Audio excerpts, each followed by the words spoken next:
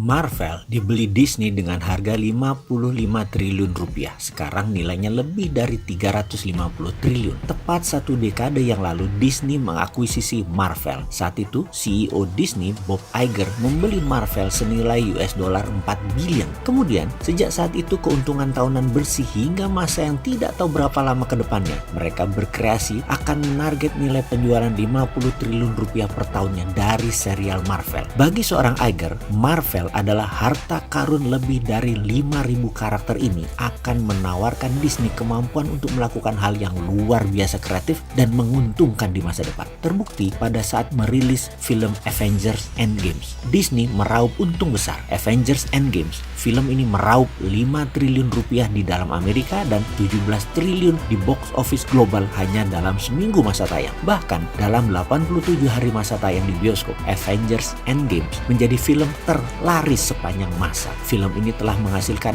45 triliun rupiah mengalahkan film Avatar. Penghasilan ini juga belum memasukkan penghasilan senilai miliaran dolar dari penjualan merchandise yang dibuat oleh Disney atas serial Marvel ini. Lalu ada bisnis lain lagi yang dibeli. Di tahun 2012, Instagram dibeli Facebook senilai 10 triliun rupiah. Sekarang revenue Instagram dari advertising senilai 270 triliun rupiah di tahun 2019. Keputusan ini adalah keputusan yang luar biasa jenius dari seorang Mark Zuckerberg. Facebook membeli Instagram. Facebook juga membeli layanan Messenger WhatsApp. Walaupun Facebook mempunyai Facebook Chat, ternyata membangun sendiri beda dengan mengakuisisi bisnis orang lain. Facebook membeli WhatsApp seharga 270 triliun rupiah. 5 tahun nilai WhatsApp saat ini adalah 10 kali nilainya ketika 2014 Facebook membelinya. Saat itu valuasinya adalah 1,5 billion dolar. Saat ini adalah 15 billion dolar nilai WhatsApp. 15 billion dolar itu senilai 2.100 triliun rupiah, sama dengan APBN nasional Indonesia. Lalu dalam video ini sebenarnya kemana arahnya si Bosman ini ngomong? Saya sebenarnya sudah gerah dengan BUMN. Bukan sekarang saja gerahnya, sudah 20 tahun yang lalu.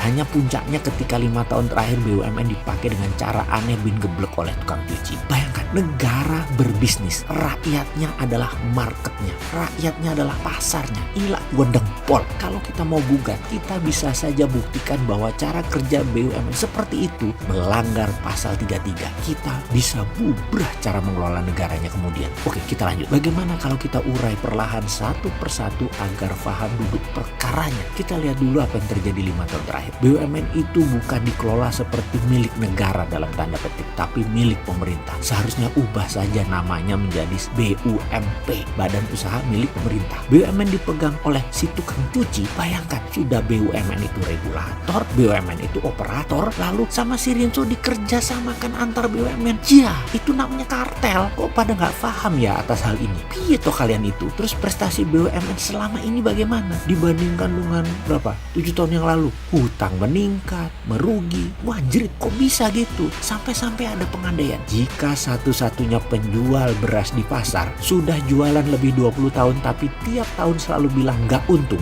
itu bahasa lainnya adalah BUMN. Lalu ke depan bagaimana? Ya bos BUMN yang baru kira-kira 2 tahun lah nggak kelar ngurusi BUMN yang bubrah ini. Kasian banget ya dia. Kok bisa pejabat lama anteng-anteng nggak tanggung jawab? Kok bisa pejabat sekarang beresin masalahnya yang dibuat sendiri dibilang itu kemajuan? Yo opo iki rek? Sebentar break dulu. Mau lanjut ditahan dulu ya. Sabar. Saya ngatur nafas dulu. Emosi.